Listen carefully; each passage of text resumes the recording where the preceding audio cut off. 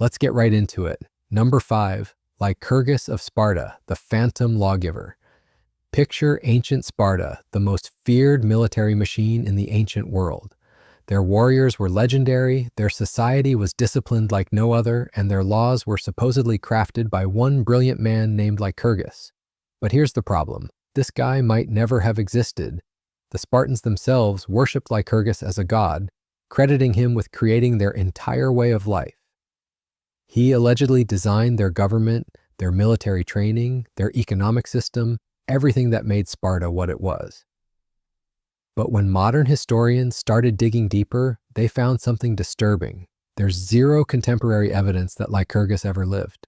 The earliest Spartan poet, Tertius, never mentions him at all. That's like writing about American democracy without mentioning the founding fathers. Ancient sources can't even agree on when this supposed lawgiver lived. Some say the 9th century, others claim the 7th century, and a few suggest he was around during the 8th century.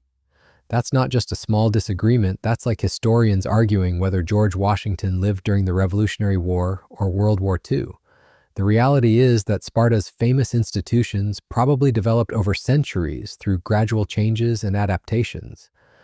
But the Greeks had this habit of explaining complex social developments by inventing a single, brilliant founder. They needed someone to credit for Sparta's success, so they may have created Lycurgus out of thin air. One historian put it bluntly, if there was a real Lycurgus, we know absolutely nothing about him. Number 4, Sun Tzu, the Invisible General. The Art of War is probably the most famous military strategy book ever written. Business leaders quote it, military academies study it, and millions of people think they know its author, Sun Tzu. But scholars have been questioning whether this legendary Chinese general actually existed since the 12th century. The book itself is brilliant, packed with timeless wisdom about strategy and warfare. But here's where things get weird. There are no reliable records of Sun Tzu's life, no contemporary accounts, no official documents mentioning him. The earliest stories about him were written hundreds of years after he supposedly lived. Many experts now believe the Art of War wasn't written by one person at all. Instead, it might be a collection of military wisdom gathered over decades or even centuries. Think of it like a greatest hits album of ancient Chinese military strategy, compiled by unknown scholars and attributed to a fictional general to give it more authority. The Chinese had a tradition of creating legendary figures to represent important ideas or movements. Sun Tzu might be less of a historical person and more of a symbol representing the collective military wisdom of ancient China. The strategies in the book are so sophisticated and varied that they probably came from multiple brilliant minds.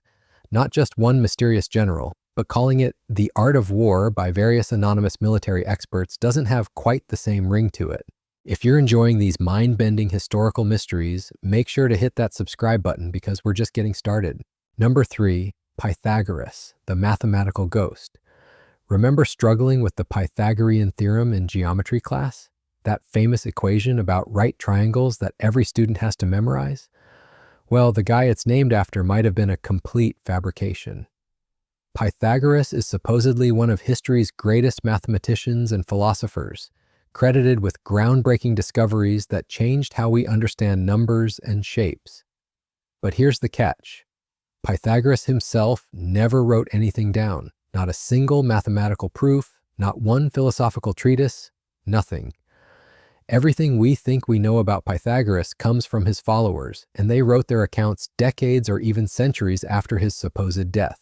These followers had a habit of attributing their own discoveries to their beloved master, kind of like how medieval monks credited everything to God. The mathematical discoveries we associate with Pythagoras were probably developed by his school of followers over many years. But ancient Greek culture loved the idea of individual genius, so they needed a single, brilliant figure to represent their mathematical achievements. The famous theorem itself was actually known by Babylonian mathematicians centuries before Pythagoras was supposedly born. Some historians think Pythagoras might have been a real person who founded a philosophical school, but then his followers gradually transformed him into a legendary figure. They kept adding miraculous stories and mathematical breakthroughs to his biography until the real man disappeared under layers of myth. Others believe he was invented entirely as a figurehead for a mathematical and philosophical movement that needed a prestigious founder? Leave a comment below with your location and let me know which of these potentially fictional historical figures surprised you the most. Number 2. Homer, the literary phantom. The Iliad and the Odyssey are two of the most influential books ever written, foundational works that shaped Western literature for thousands of years. Every educated person knows about the Trojan War, about Odysseus's epic journey home, about the power and beauty of these ancient Greek epics. But the man supposedly responsible for these masterpieces might never have existed. Homer is described as a blind poet who lived sometime during the 7th or 8th century, probably born on the Greek island of Chios. But that's literally all we have, just vague descriptions with no concrete evidence. Think about it. For someone who created the most important literature in Western civilization, there are 0 contemporary accounts of his life. No official records, no mentions by other writers of his time, no physical evidence whatsoever. It's like Shakespeare vanishing from history with only his plays remaining. Many scholars now believe the Iliad and the Odyssey were actually created by multiple poets over generations. These epic stories probably started as oral traditions, passed down from singer to singer, with each performer adding their own flourishes and improvements. The poems themselves show signs of this collaborative creation. They contain language from different time periods, references to various historical events, and storytelling techniques that suggest multiple authors. Homer might have been the final editor who assembled these oral traditions into the versions we know today. Or he might have been completely invented as a way to provide authorship for these anonymous masterpieces. Ancient cultures had trouble accepting that their greatest works might have been created by unknown storytellers, so they needed a legendary figure to give these epics proper credit. Number 1. King Arthur, the ultimate medieval fantasy. Every kid grows up hearing about the legendary king who pulled a sword from a stone, united Britain, and led the Knights of the Round Table.